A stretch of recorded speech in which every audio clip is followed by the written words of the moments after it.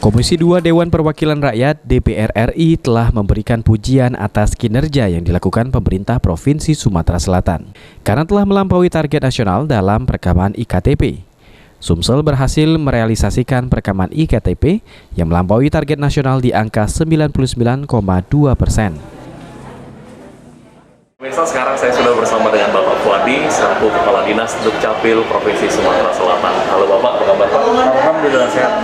Pak, terkait dengan pujian yang diberikan Komisi 2 DPR RI terhadap Provinsi Sumatera Selatan yang dalam hal perekaman EKTP telah mencapai bahkan melampaui target nasional sebesar 92%. Memangnya langkah-langkah apa saja Pak yang sudah diambil oleh Dukcapil Provinsi Sumatera Selatan?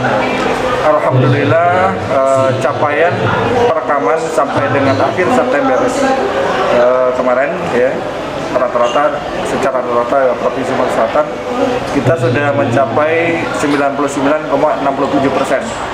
Sementara target nasional sampai dengan akhir 2021 nanti 99,2%. Nah, ini tidak lain adalah berkat kerja keras kita yang selalu melakukan pembinaan, monitoring, kemudian juga manakala ada permasalahan peralatan, kita arahkan untuk dibantu oleh kabupaten kota yang terdekat yang cakupan mungkin perekamannya sudah cukup baik seperti itu.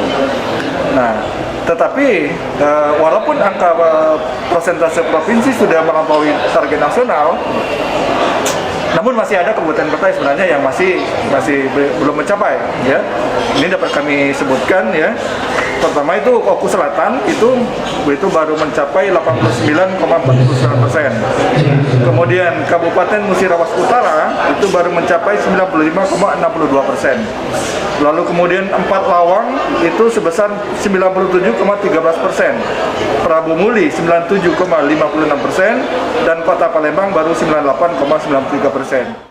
Realisasi perekaman IKTP ini juga turut menjadi perhatian banyak pihak, mengingat Indonesia akan menyelenggarakan pelaksanaan pilkada serentak, pileg maupun pilpres pada 2024 mendatang. Diharapkan nantinya persoalan KTP tidak lagi menjadi salah satu permasalahan yang sering diributkan, agar nantinya pelaksanaan pilkada pada 2024 mendatang betul-betul berjalan baik dan indeks demokrasi dalam berjalan sesuai dengan aturan.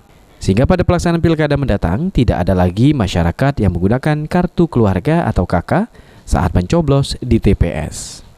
Okta Alfarisi, PAL TV.